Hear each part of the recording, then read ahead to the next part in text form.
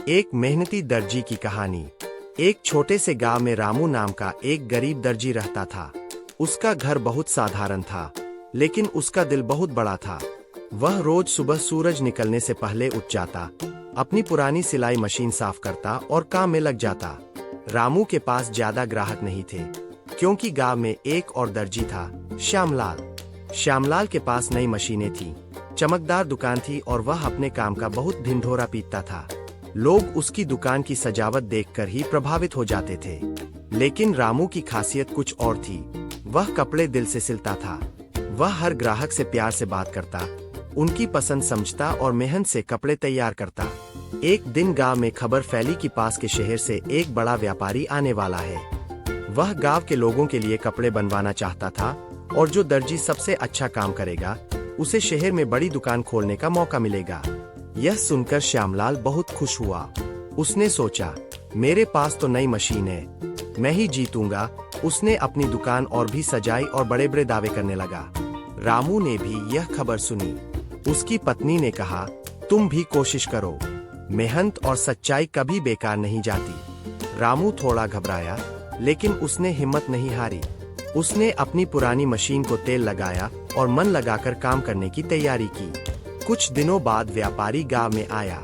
उसने दोनों दर्जियों को एक एक महंगा कपड़ा दिया और कहा, इसे 3 दिन में एक सुंदर कोट में बदल दो। श्यामलाल ने जल्दी जल्दी काम शुरू किया। वह सोच रहा था कि जल्दी खत्म करके व्यापारी को प्रभावित कर देगा। उसने ज्यादा ध्यान नहीं दिया कि सिलाई ठीक है या नहीं। उधर रामू ने धीरे धीरे ध्यान से नाप लिया। हर टांका सीधा हो, हर बटन सही जगह लगे, इसका खास ध्यान रखा। वह देर रात तक काम करता रहा। उसकी पत्नी भी उसके साथ बैठकर हौसला बढ़ाती रही। 3 दिन बाद दोनों दर्जी अपने अपने कोट लेकर व्यापारी के पास पहुंचे। सबसे पहले श्यामलाल का कोट देखा गया। दूर से वह बहुत सुंदर लग रहा था, लेकिन पास से देखने पर कई जगह धागे निकले हुए थे और सिलाई टेढ़ी थी। व्यापारी ने कुछ नहीं कहा, बस सिर हिलाया। फिर रामू का कोट देखा गया।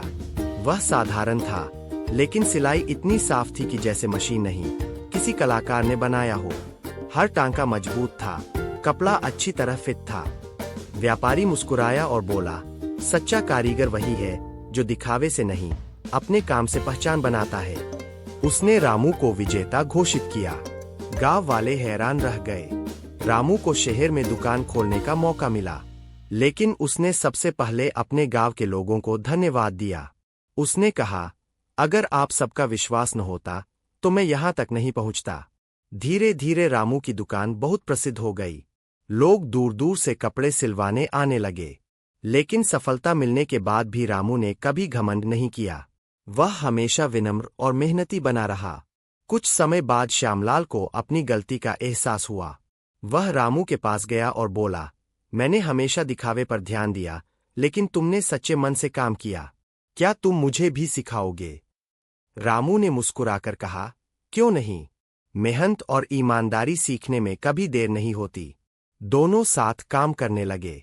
अब गांव में अच्छे कपड़ों के लिए दूर जाने की जरूरत नहीं थी। सीख।